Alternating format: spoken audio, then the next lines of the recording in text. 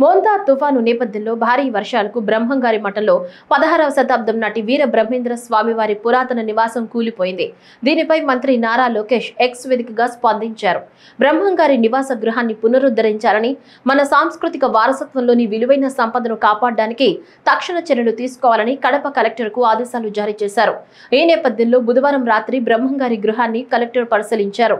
అనంతరం ఆయన మాట్లాడుతూ కూలిన ఇంటిని భక్తుల మనోభావాలు దెబ్బతినకుండా అదే మెటీరియల్ తో ప్రత్యేక ఆర్కిటెక్చర్, ధార్మిక పరిషత్ సలహాలు సూచనలతో పునర్నిర్మిస్తామని తెలిపారు. నివసించిన స్థలం దాన్ని గుర్తుగా మాన్యుమెంట్ ఇంతకుముందు డెవలప్ చేయడం జరిగింది 1979 ఆ ప్రాంతంలో.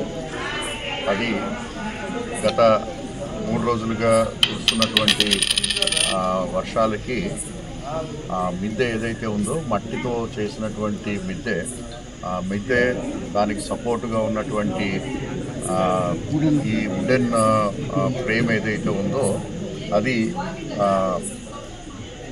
కుంగిపోవటం వల్ల ఈ యొక్క భాగంలో ఉన్నటువంటి ముద్దె కుంగిపోవటము, అలాగే దాంతోపాటు ఒక మూల ఉన్నటువంటి గోడ కూడా కూలిపోవటం జరిగింది. ఇది 1978-9లో ఇక్కడ ఉన్నటువంటి గ్రామస్తుల సహకారంతో స్వామివారు నడినటువంటి ప్రాంతం కాబట్టి అక్కడ వారికి చిహ్నంగా ఈ యొక్క గృహాన్ని అప్పుడు వారు నిర్మించడం జరిగింది. అయితే దీన్ని మళ్ళా ఆ యొక్క ఏదైతే మెటీరియల్ ఇంతకుముందు చేస్తున్నారో అదే మెటీరియల్ తోటి, అలాగే దీని యొక్క ప్రాశస్త్యాన్ని కాపాడుతూ ఇంటాక్ వారి యొక్క సహకారంతో మళ్ళీ ఇది రాబోయే 4 నెలలు 5 నెలల టైంలో పూర్తిగా రెస్టోర్ చేయించడం జరుగుతుంది. దీనికి సంబంధించి ఇంటాక్ వారి సహకారం తీసుకుంటున్నాం. ఎందుకంటే ఇటువంటి స్ట్రక్చర్స్ని ఎటువంటి అంటే వాటికి ఉన్నటువంటి ఒరిజినాలిటీని ఎక్కడా కూడా దెబ్బతినకుండా మళ్ళా రెస్టోర్ చేయడానికి వాళ్ళకి పూర్తిగా వాళ్ళకి అవగాహన ఉంది, అలాగే దానికి సంబంధించిన టెక్నాలజీ కూడా ఉంది కాబట్టి వారి సహకారం తీసుకుంటున్నాము. అలాగే ఈ యొక్క ప్రాంతాన్ని ఇంతకుముందు 2018లో ప్రొటెక్ట్ చేస్తూ చుట్టూ కాంపౌండ్ వాళ్ళు, అలాగే ఇక్కడ ఉన్నటువంటి బావి ఇవన్నీ కూడా రెస్టోర్ చేయడం జరిగింది.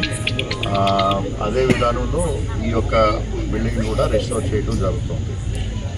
అయితే ఇక్కడ మెయిన్గా మనం గమనించుకోవాల్సింది ఏంటంటే మొత్తం పైన ఏదైతే స్లాబ్ ఏదైతే ఉందో అది కంప్లీట్గా మట్టితోటి చేసి రాళ్ళు పరిచినటువంటి మిద్దె. సో ఆ మిద్దె ఈ వర్షాలకి బాగా నానడం, అదేవిధంగా దానికి మిద్దెకి సపోర్టుగా ఉన్నటువంటి పురాతనమైనటువంటి వుడెన్ ఫ్రేమ్ ఏదైతే ఉందో అది విరిగిపోవటం వల్ల ఒకటేసారి అది కూలిపోవటం, అలాగే దానికి గోడ కూడా కుంగిపోవటం జరిగింది.